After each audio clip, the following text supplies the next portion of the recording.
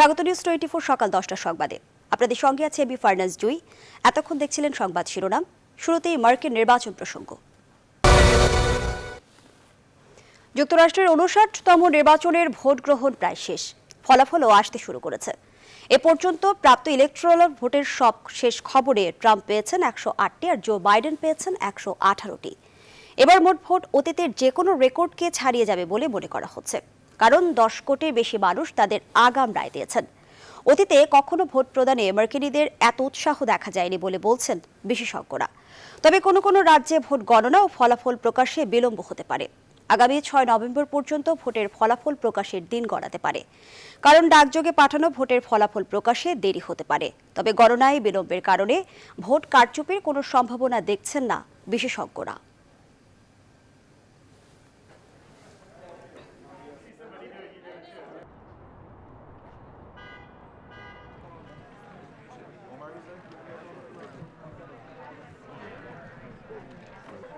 To take a step back and I voted for Trump, and I didn't vote for Trump last time, but I felt cornered into it this time because of the way our nation is right now. And one of the questions I asked one of the ladies that we were in line with was, does that room look like it's big enough to fit 25 people in it safely under these conditions? Well, I think going out in public at any point, I'm concerned about COVID, but everyone kept their distance and it felt safe and fine, yeah. 3 নভেম্বরের নির্বাচনে শুধু president ও vice প্রেসিডেন্টই নির্বাচিত হচ্ছেন না, তাদের সাথে ব্যালটে একই সঙ্গে ভোট হবে কংগ্রেস সদস্য সহ অঙ্গরাজ্যগুলোর বিভিন্ন পদ। সেখানে বাংলাদেশি 4 প্রতিনিধিও প্রতিদ্বন্দ্বিতা করছেন। আর এরই মধ্যে নর্থ হ্যাম্পশায়ার থেকে চতুর্থবারের মতো স্টেট রিপ্রেজেন্টেটিভ নির্বাচিত হয়েছেন রিপাবলিকান প্রার্থী আবুল বি খান। বাংলাদেশে পিরোজপুরের সন্তান আবুল খান 2012 সালে এই পদে প্রথম জয়লাভ করেন। এছাড়া আরও 3 জনের মধ্যে পেনসিলভেনিয়ার স্টেটের অডিটর জেনারেল পদের জন্য লড়বেন ডেমোক্রেট নেতা ডক্টর নীনা আহমেদ। এছাড়া রয়েছেন জর্জিয়া স্টেট সিনেট ডিস্ট্রিক্ট 5 থেকে সিনেটর প্রার্থী শেখ রহমান এবং টেক্সাসের অস্টিন নিয়ে গঠিত কংগ্রেশনাল ডিস্ট্রিক্ট 31 থেকে বাংলাদেশি বংশোদ্ভূত আমেরিকান ডোনা ইমাম। মার্কিন রাজনীতিতে বাংলাদেশিদের উত্থানের ক্ষেত্রে অনন্য ইতিহাস গড়ার পথে রয়েছেন এই 4 প্রবাসী বাংলাদেশি।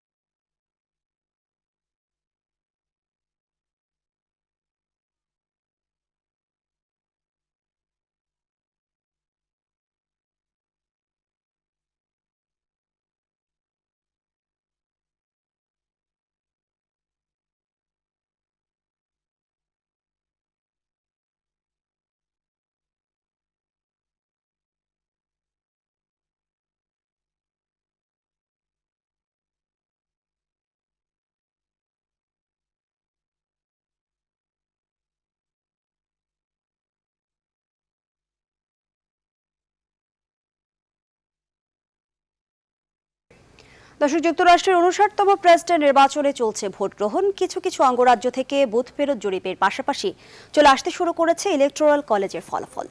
আমরা জানি মার্কিন নির্বাচনের নিয়মানুসারে 538টি ইলেকটোরাল ভোটের মধ্যে বিজয়ী হতে হলে অবশ্যই 270টি বা তার বেশি পেতে হবে। আর এরই মধ্যে মার্কিন বিভিন্ন গণমাধ্যমের তথ্য অনুসারে আমরা জানতে পেরেছি রিপাবলিকান নেতা ডোনাল্ড ট্রাম্প পেয়েছেন 114টি ইলেকটোরাল ভোট এবং ডেমোক্রেট নেতা জো বাইডেন পেয়েছেন 192টি। বিভিন্ন অঙ্গরাজ্যে ভোট গ্রহণের সময়সীমা শেষ হতে যাচ্ছে। ভোর থেকে রাত 9টা পর্যন্ত ছিল ভোট গ্রহণের সময়। Vermont, New York, Illinois, Michigan, Delaware, North Carolina ও ফ্লোরিডার মতো বেশ কটি অঙ্গরাজ্যের বুথ ফেরত বন্ধ হয়ে গেছে। অতএব আমরা বলতে পারি বেশিরভাগ সুইং স্টেটের ভোট গ্রহণই শেষ, অর্থাৎ যেখান থেকে নির্বাচনের ভাগ্য নির্ধারিত হবে সেই সব দোদুল্যমান রাজ্যগুলোর ভোট শেষ হয়ে গেছে।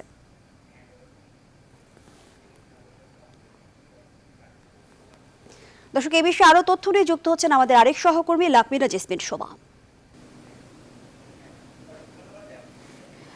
ধন্যবাদ জুই। আপনি যেমনটি বলছিলেন, আমরা শেষ সময়ে দেখছি যে আসলে শেষ সময়ে এসে আমরা দেখছি যে যে সুইং স্টেটগুলোতে মূলত নির্বাচনের যে হিসাব নিকাশগুলো কষা হচ্ছিল, বলা হচ্ছিল যে বিভিন্ন ধরনের যদি এবং কিন্তুর ভেতরেই কিন্তু আমরা দেখছিলাম যে বাইডেন এবং ট্রাম্পের যে নির্বাচনী ফলাফল সেগুলি নির্ভর করছিল, এবং সেই জায়গা থেকে আমরা দেখছি যে সর্বশেষ যে সুইং স্টেটগুলোতে অর্থাৎ পেনসিলভেনিয়া বলেন বা আরও কিছু গুরুত্বপূর্ণ স্টেটগুলোতে কিন্তু ট্রাম্প অনেকটাই এগিয়ে গিয়েছে। সুতরাং আমরা ঠিক সকাল পর্যন্ত যে ধরনের ফলাফল দেখছিলাম সেই ফলাফল কিছুটা এখন পরিবর্তন হতে যাচ্ছে, এবং আমরা যেটি এর আগেই থেকে আসলে এক্সপেক্টেড হচ্ছিল যে যুক্তরাষ্ট্রের নির্বাচনে সবসময় কিন্তু বলা যায় না যে কখন কি হচ্ছে। তো এ বিষয়ে আমি একটু আমাদের একজন অতিথি আমাদের সাথে এরই মধ্যে যুক্ত হয়েছেন, প্রিয়তোষ দে, তার সাথে একটু কথা বলতে চাই। তিনি বাংলাদেশ আমেরিকান রিপাবলিকান অ্যালায়েন্সের সেক্রেটারি জেনারেল এবং একই সাথে রিপাবলিকান রেজিস্টার্ড। তার কাছ থেকে একটু জানতে চাই। আমরা দেখতে পাচ্ছি যে, আপনি নিশ্চয়ই আমাকে শুনতে পাচ্ছেন, আমরা দেখতে পাচ্ছি যে বেশ ফলাফলের দিক থেকে বাইডেন এগিয়ে গিয়েছে, বা এর আগে আমরা ফলাফল আবার একটু অন্যরকম দেখছিলাম। তো সর্বশেষ আপনি যা দেখছেন, আপনার পর্যবেক্ষণে কি বলছে, কোন দিকে যাচ্ছে ফলাফল, ভোটের হাওয়া কোন দিকে যাচ্ছে এখন? ধন্যবাদ। আমাকে অনেকজনই ফোন করছিল, তো সেভাবে যে তথ্যগুলো আমার কাছে আসছে, এবং আমি সবাইকে যেটা বলছিলাম যে রাত 10টা অর্থাৎ আমাদের এখানকার 10টা পর্যন্ত আমরা যে খবর পাবো তাতে বাইডেন এগিয়ে থাকবে, কারণ আর্লি ভোটিং এ বাইডেনের ডেমোক্রেট পার্টিরাই বেশিরভাগ ভোট দিয়েছে। আর ট্রাম্প সবসময় বলতো দেখুন লাস্ট মিনিটে আমাদের ভোট বেশি হবে, এবং ভোটের দিন যেদিন ফিজিক্যাল ভোট দেবে সাধারণত রিপাবলিকানরা এখানকার কালচারে বিশ্বাসী, রিপাবলিকানরা সেম ডেতেই শো আপ হয়। তো আজকের ভোট গণনা হবে রাত্র 10টা থেকে, এবং আপনি দেখতে পাচ্ছেন যে 10টার পরে ভোটের কমপ্লিটলি ভিউটা বদলে গেছে।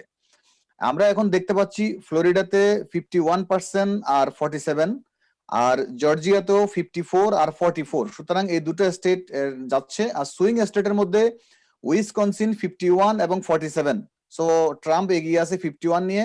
মিশিগানেও আছে, আপনারা দেখতে পাচ্ছেন যে 54 আর 43, 54 নিয়ে, একইভাবে 54 নিয়ে ট্রাম্প এগিয়ে আছে মিশিগানে, আর উইসকনসিনে 51% নিয়ে ট্রাম্প এগিয়ে আছে, আর ডেমোক্রেট আছে 47। সুতরাং পেনসিলভেনিয়া হলো যে ইম্পর্টেন্ট একটা রোড, আমরা সবসময় চিন্তা করছিলাম পেনসিলভেনিয়া নিয়ে। আপনারা এই মুহূর্তের খবর যে 55% আর 43%, ট্রাম্প 55% নিয়ে এগিয়ে আছে। সুতরাং ট্রাম্পের জয় অলমোস্ট নিশ্চিত আপনি বলতে পারেন। আর টেক্সাসেও একই অবস্থা, টেক্সাসে তো অবশ্যই কোনো প্রশ্ন আছে না, ট্রাম্পের জিতবে। আর এখন আপনি যেটা বলছেন, বর্তমানে ক্যালিফোর্নিয়া রেজাল্ট দিয়ে দিয়েছে, সেই ক্ষেত্রে ট্রাম্প 209, সরি বাইডেনের 209 আর ট্রাম্পের 112 বা 14, কোনো কোনো ওয়েবসাইটে 14 দেখাচ্ছে। তো যাই হোক, কিন্তু যদি যেভাবে আমরা দেখতে পাচ্ছি এত ডিফারেন্স তো আর উল্টানোর কথা নয়। তো উইসকনসিন, মিশিগান, আপনার ফ্লোরিডা, পেনসিলভেনিয়া, এগুলো ট্রাম্প নিশ্চিত জিতছে, এবং ট্রাম্পের বিজয় অলমোস্ট সুনিশ্চিত। প্রিয়তোষ দে, আমি একটি বিষয় একটু জানতে চাই যে এর আগে আমরা দেখছি যে প্রায় 10 কোটি ভোট তো আগেই দেওয়া হয়েছিল, এবং বাইডেনের পক্ষ থেকে বা ট্রাম্পের কাছ থেকে কিন্তু এমনটি শোনা যাচ্ছিল যে ইন পার্সন যে ভোট, সেই ভোটটা হয়তো বা ঠিক এই ভোটের দিনেই আসবে, এবং সেখানে রিপাবলিকানদের তিনি আশা করছিলেন যে সেখানে রিপাবলিকান ভোটাররা ইন পার্সন এসে ভোট দিবেন। তো আসলে কি সেই দিকে যাচ্ছে কিনা? আমরা তো ভোটের ফলাফলে অনেকটাই তেমন দেখছি। Right, exactly. ট্রাম্প যেইভাবে কথা বলেছে, যেরকম কথা বলেছে, গত ইলেকশনেও সেটা দেখা গিয়েছে, এই বছরের ইলেকশনেও সেটা দেখা দিচ্ছে। আমরা যে মিডিয়াগুলোতে হরদম বলে আসছিলেন যে সব জায়গায় ট্রাম্প এগিয়ে আছে, সব জায়গায় ট্রাম্প এগিয়ে আছে, 7%, 10%, 5% এগিয়ে আছে, কিন্তু আমরা আজকে কি দেখছি? আমরা দেখছি যে সুইং স্টেট নিয়ে এত জল্পনা কল্পনা, সে উইসকনসিন 51 and 47 আপনি দেখতে পাচ্ছেন, এবং যে মিশিগান নিয়ে আমরা জল্পনা কল্পনা করছি সেখানেও 54 আর 43%। সুতরাং এই যে ট্রাম্পের যে অগ্রগতি ও দুটো সুইং স্টেটে, আর ফ্লোরিডা এবং পেনসিলভেনিয়া দুটো বেশ বেশি ইলেকট্রাল ভোট রয়েছে পেনসিলভেনিয়াতে আর ফ্লোরিডাতে। এই দুইটা ভোট অত্যন্ত দরকার ছিল, মানে ইলেকট্রাল কলেজ ভোটগুলো খুবই জরুরি, এবং ট্রাম্প সেদিকেই সুনিশ্চিত হচ্ছে। তো সুতরাং যেগুলো আপনি যেটা বলছেন যে ট্রাম্প বলছিল যে আর্লি ভোটিং এর থেকেও আমরা গুরুত্ব দিচ্ছি অন দা ভোটের দিন, যেদিন ফিজিক্যাল ভোট হবে, ইন পার্সন ভোট হবে, সেদিন আমাদের ও বলছিল 76%। আপনি দেখেছেন উনি সাক্ষাৎকারে বলেছিল 76% ভোট দেবে, তো সেটাই প্রতিফলিত হচ্ছে। আপনাদের তাহলে ফলাফলের ক্ষেত্রে আপনার কাছে কি মনে হচ্ছে যে কোন স্টেটটা সর্বশেষ সবচেয়ে বেশি প্রতিদ্বন্দ্বিতামূলক বা সবচেয়ে চ্যালেঞ্জিং হচ্ছে রিপাবলিকানের জন্য? এখনো তো একেবারে 100% সিকিউর আমরা তো এখনো বলতে পারছি না, কিন্তু না, যেহেতু এরই মধ্যে যেভাবে দুইটি সুইং স্টেটে আমরা দেখছি যে রিপাবলিকান এগিয়ে গেছে, তো সেই ক্ষেত্রে আর কোন স্টেট নিয়ে আপনাদের শঙ্কার জায়গাগুলো রয়েছে? এখন আর কোনো শঙ্কার জায়গা নয়, কোনো জায়গায় সংখ্যা দেখা যাচ্ছে না, যদি না কমপ্লিটলি অপোজিট নাম্বার আসতে শুরু করে। কিন্তু আপনারা যেভাবেই আপনি চিন্তা করছেন, আমিও যেভাবে চিন্তা করছি, এবং সবাই ধারণা যেভাবে করেছে যে এখন থেকে গুনার ভোট যদি গুনতে থাকে তাহলে ট্রাম্পের ভোট বেশি হবে। তো সেই ক্ষেত্রে এগুলো আরো ট্রাম্পের যে এগিয়ে আছে সে আরো এগিয়ে থাকবে। সুতরাং এখানে আর এখন থেকে আর কেউ ট্রাম্পের জয় নিয়ে কোনো জল্পনা কল্পনার কোনো অবকাশ আমি দেখছি না অন্তত। যদি সেটি হয় তাহলে যদি আবার ট্রাম্প পুনরায় নির্বাচিত হয়, তাহলে ট্রাম্পের আসলে যে বিষয়গুলো সবচেয়ে বেশি সমালোচনায় ছিল, বিশেষ করে আপনার নির্বাচনের ঠিক আগ মুহূর্তে করোনা ভাইরাস নিয়ে তিনি যেভাবে সেটিকে মোকাবেলা করেছেন, সেটি নিয়ে একটা বড় ধরনের নেতিবাচক আলোচনাই ছিল। তো আপনি কি মনে করেন যে তিনি পুনরায় যদি নির্বাচিত হয়েই যান তাহলে তার সবচেয়ে বড় চ্যালেঞ্জিং বিষয় সেটি হবে যে সেই ভাবমূর্তিটি ফিরিয়ে আনা বা করোনাকালে যে ধরনের চ্যালেঞ্জের মুখে পড়েছিল সেটি পুনরুদ্ধার করা? ধন্যবাদ। দেখুন, আমি কয়েকটা ইন্টারভিউতে বারবার একই কথা বলছি, আজকে সন্ধ্যায়ও আমি একই কথা বলছি।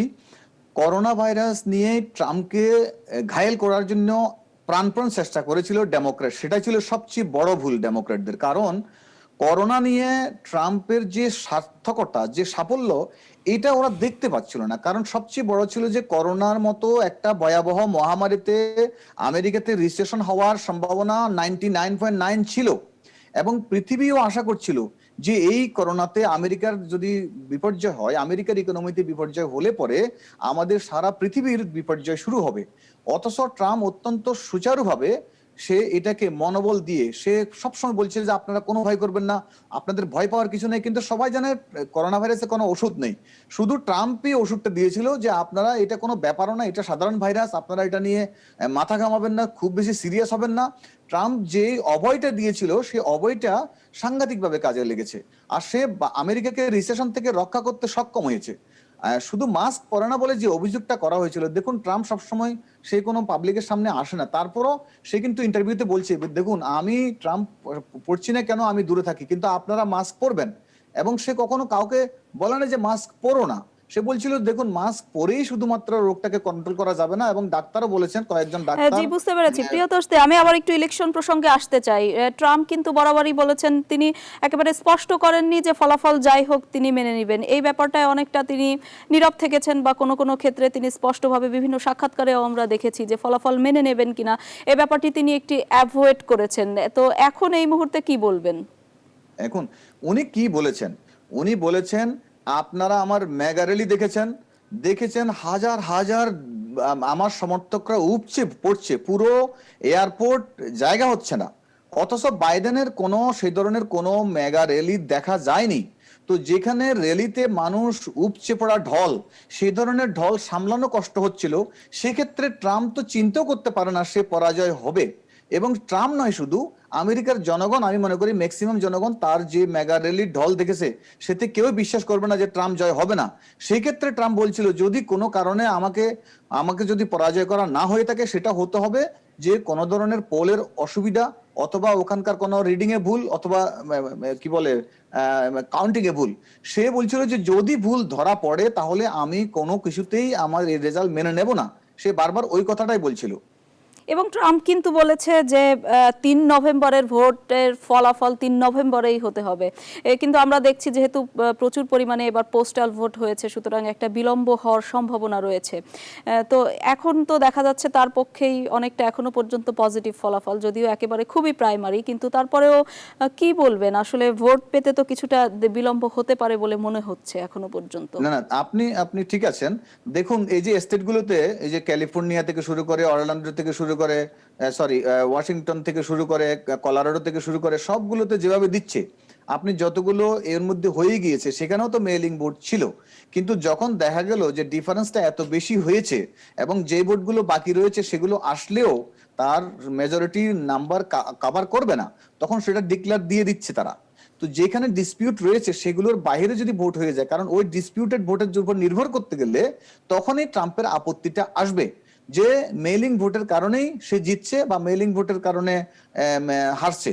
তো সুতরাং এই যে মেইলিং ভোটের কারণে যখন তার হারার প্রশ্ন আসবে, তখন সে এটা প্রশ্ন করছিল যে আমার ওই তখন সে এটা নিয়ে আপত্তি করবে বলেছিল, এবং ৩ তারিখের মধ্যে বলেছিল এই জন্যই যে ইলেকশন ডেতেই সবসময় রেজাল্ট হয়ে যায়। আমরা ইলেকশনের পরে যদি আমরা অপেক্ষা করি তাহলে এখানে রিগিং হওয়ার সম্ভাবনা রয়েছে, কারণ ওই বাকি ১-২ দিনের ভিতরে অনেক কিছু ঘটে যেতে পারে। সেই জন্য উনি বারবার বলছেন যে আমাদের আমেরিকান নিয়মেই ইলেকশন হওয়া উচিত। প্রিয়তোষ দে, আপনাকে অসংখ্য ধন্যবাদ আমাদের সাথে যুক্ত হওয়ার জন্য। আমরা নিশ্চয়ই আবারও আপনার সাথে যুক্ত হব এবং ভোটের বিভিন্ন বিশ্লেষণ করব এবং ফলাফল আপনার কাছ থেকে জানার চেষ্টা করব। এবার আমরা ফিরে যেতে চাই স্টুডিওতে। জুই, আপনার কাছে। জুই, নিশ্চয়ই শুনতে পাচ্ছেন। ধন্যবাদ লাকমিরা জেসমিন শোভা। জয়ের বিকল্প ভাবতে নারাজ প্রেসিডেন্ট ট্রাম্প। মঙ্গলবার ভোট চলাকালে ভার্জিনিয়ায় দলের ক্যাম্পেইন হেডকোয়ার্টার্স পরিদর্শনকালে ভাবনার কথা জানান তিনি। সেই সঙ্গে কর্মী সমর্থকদের চাঙা থাকার পরামর্শ দেন ট্রাম্প। এদিকে ভোটের দিন যুক্তরাষ্ট্রকে লাল বা নীল জোনে ভাগাভাগি করতে অনীহা প্রকাশ করেছেন জো বাইডেন। নির্বাচন চলাকালে ফিলাডেলফিয়ায় দলের প্রচারণা বুথ পরিদর্শনে গেলে এই প্রতিক্রিয়া জানান তিনি। আসমাতুলের ডেস্ক রিপোর্ট। নির্বাচনী প্রচারণার মতো ভোটের দিনও ব্যস্ত সময় পার করছেন দুই প্রেসিডেন্ট প্রার্থী ডোনাল্ড ট্রাম্প এবং জো বাইডেন। হাতি গাধার লড়াইয়ের এই দিনটির শুরুতেই মঙ্গলবার নিজের পৈতৃক ভূমি ডেলোয়ারে সময় কাটান জো বাইডেন। সকালে তিনি উইলমিংটন সেন্ট জোসেফ চার্চে প্রার্থনা করেন। এরপরে বাইডেন ব্যস্ত হয়ে পড়েন নির্বাচনী কেন্দ্র পরিদর্শনে। ফিলাডেলফিয়ায় নির্বাচনী ভোটকেন্দ্র পরিদর্শনের পাশাপাশি দলের প্রচারণা বুথে গিয়ে কর্মী সমর্থকদের চাঙ্গা রাখার চেষ্টা করেন তিনি। সেখানে যুক্তরাষ্ট্রকে কোনো নির্দিষ্ট জোনে ভাগ করতে অনীহা প্রকাশ করেন। আমি কোনো রেড বা ব্লু জোনে বিশ্বাস করি না। আমার কাছে দেশ মানে ইউনাইটেড স্টেট। আপনারা জানেন 34% ভোটারই নারী, তাই তাদের ভোট দিয়ে দলের পক্ষে থাকার আহ্বান জানাচ্ছি।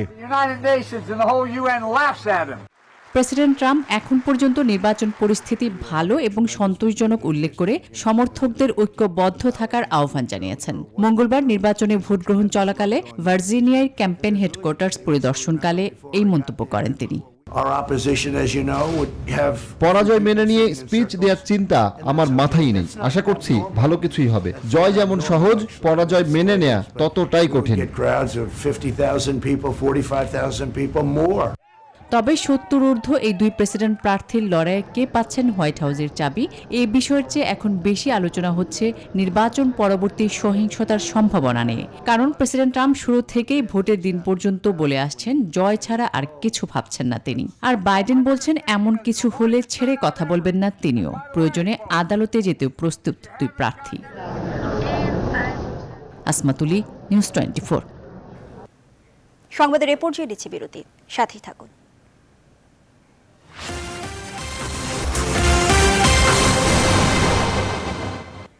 আবারও স্বাগত, দেখছেন নিউজ 24 সকাল 10টার সংবাদ। মার্কিন নির্বাচনে এবার সুইং স্টেটগুলোকে জয় নির্ধারক হিসেবে ধরা হলেও দোদুল্যমান এই অঙ্গরাজ্যগুলোতে নানা অনিয়মের অভিযোগ উঠেছে। মিশিগানে ভোটিং প্রক্রিয়া অত্যন্ত ধীর গতিতে চলার নালিশ করেছেন অনেকে। নর্থ ক্যারোলাইনায় ঘণ্টাখানিক দেরিতে ভোট শুরুর তথ্য রয়েছে কয়েকটি স্টেটে এরকম আরও নানান অভিযোগ। এদিকে মার্কিন নির্বাচন নিয়ে চীনা গণমাধ্যম বলছে ভয়াবহ স্বাস্থ্য সংকট, বিশৃঙ্খলা এবং অশান্তি বিরাজমান গণতান্ত্রিক দেশের চেয়ে চীনের নিজস্ব রাজনৈতিক ব্যবস্থার ঢের ভালো। আসমাতুলের ডেস্ক রিপোর্ট। শেষ দিনটিও সুইং স্টেটগুলোতে চষে বেরিয়েছেন ডোনাল্ড ট্রাম্প ও জো বাইডেন, কারণ এই রাজ্যগুলোর ইলেকটোরাল ভোটেই মূলত প্রার্থীদের জয় পরাজয় নির্ধারণ করবে। তাই দোদুল্যমান রাজ্যগুলোতে দুই প্রার্থী জয়ী হতে মরিয়া। To strongly protect your state's energy and fracking industry.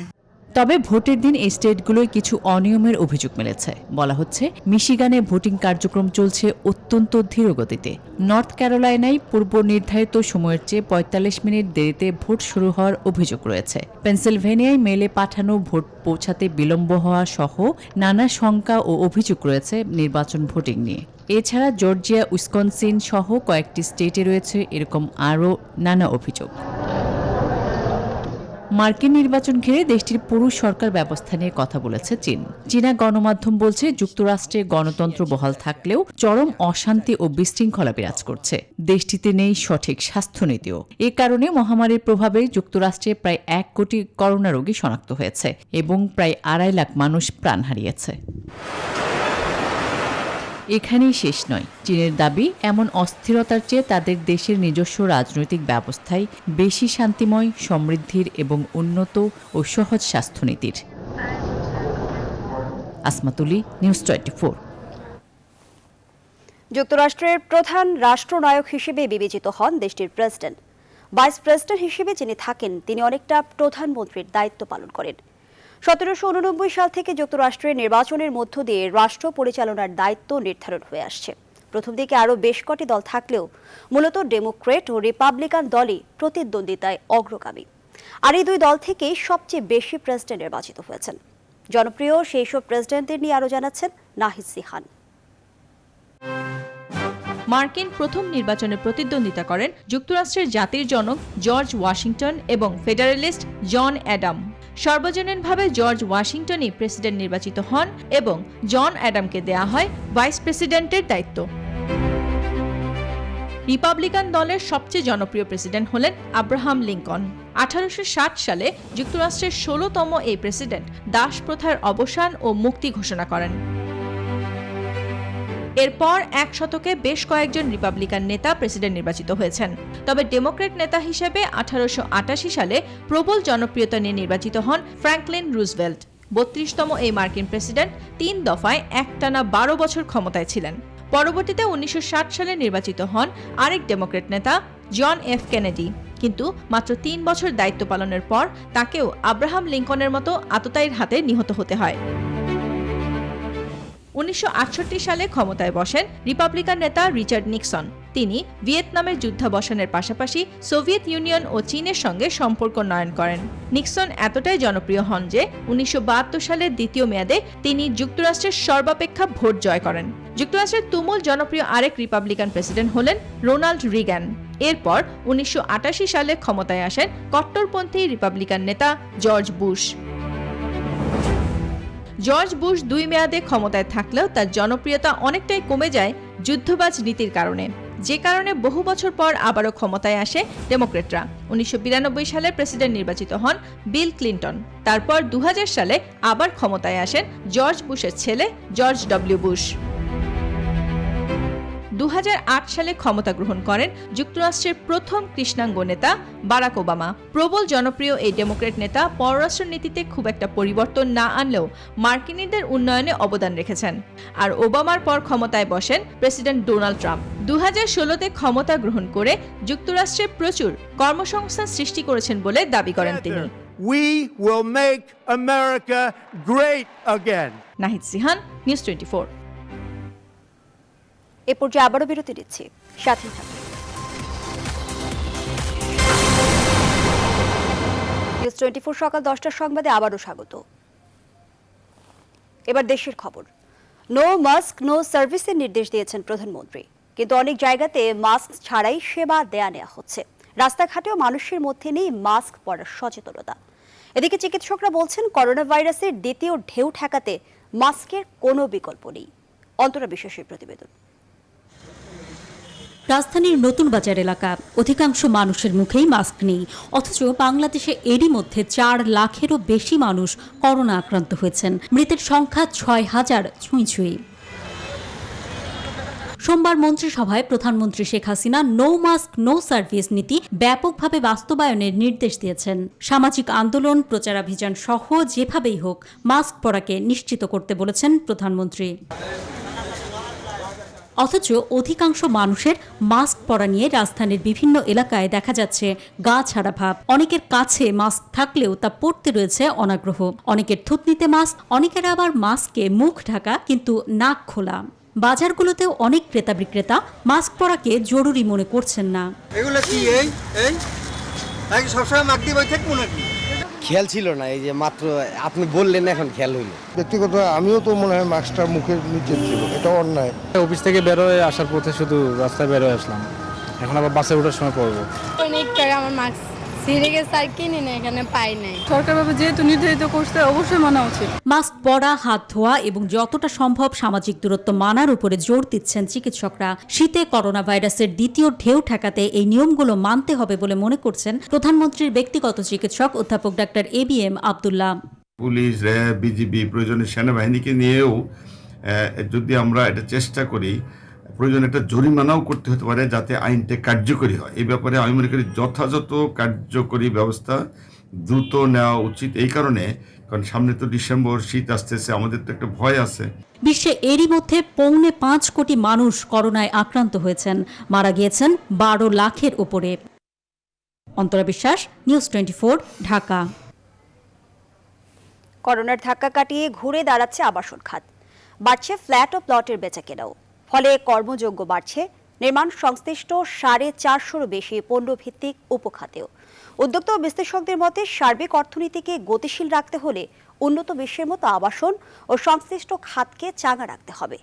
এক্ষেত্রে সহজ শর্তে দীর্ঘমেয়াদী ঋণ এবং এ খাতে নীতি সহায়তা বাড়ানোর তাগিদ খাত সংশ্লিষ্টদের। বিস্তারিত জানাচ্ছেন বাবু কামরুজ্জামান। নেত্রকোনার ওয়ারেস মিয়া 4 বছর ধরে কাজ করেন নির্মাণ শ্রমিক হিসেবে। জানালেন, করোনাকালে কাজ বন্ধ থাকায় বাড়ি ভাড়া বকেয়া পড়েছে বেশ কয়েক মাসের। মহামারীর ধাক্কা কাটিয়ে আবাসন খাতে কর্মযোগ্য শুরু হওয়ায় রুটিরুজির সুযোগ ফিরেছে তার মতো অনেক নির্মাণ শ্রমিকের। জানাজনা করছি করিয়া অনেক আবার একটু কাম লাগছে, আবার হিরে আইসি আয়া অনেক টুকটাক কাম করতে আসি করিয়া সংসার চালাইতেছে। পর্দা আছে না, আড়ে বাজারে লাগা যাইতে আসছে না, চলা হীরা বন্ধ, খুব কষ্ট হয়েছে। মহামারী করোনার প্রভাবে প্রায় থমকে ছিল আবাসিক কিংবা বাণিজ্যিক জমি ও প্লটের বেচাকেনা। ফলে আটকে ছিল এ খাতে মোটা অঙ্কের বিনিয়োগ। রিহেবের হিসাবে মোট দেশজ উৎপাদন বা জিডিপিতে আবাসন ও নির্মাণ খাতের অবদান 15%। এছাড়া আবাসন ও নির্মাণ শিল্পকে কেন্দ্র করে ইট, সিমেন্ট, রড, বালু, সিরামিক, স্যানিটারি সহ সংশ্লিষ্ট 2 শতাধিক শিল্প গড়ে উঠেছে। তবে electrical, furniture, wood, PVC pipe সহ সহযোগী পণ্যভিত্তিক খাত বিশ্লেষণ করলে এই সংখ্যা দাঁড়ায় 458-তে।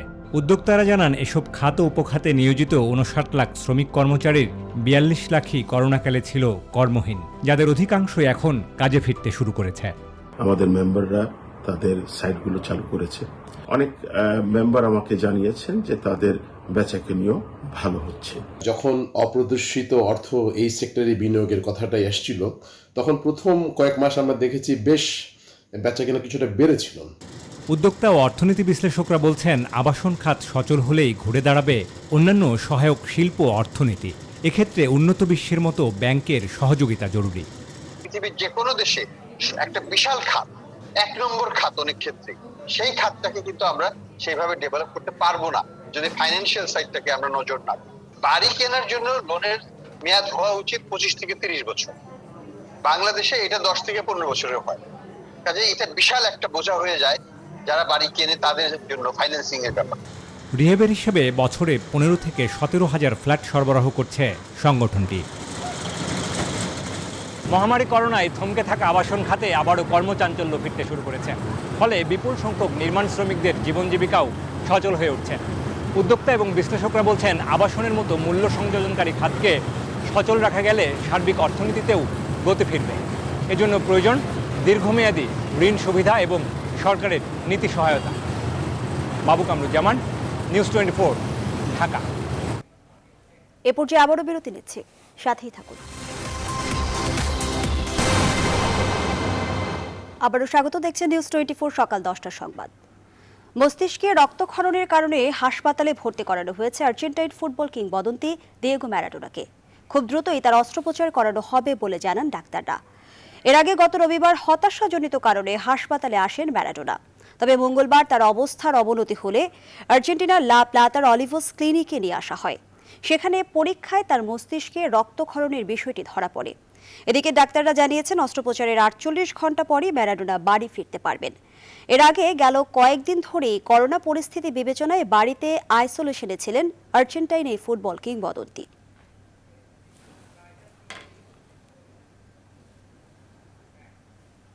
দর্শক, এই ছিল এখনকার সংবাদ আয়োজনে। এতক্ষণ সাথে থাকায় ধন্যবাদ সবাই।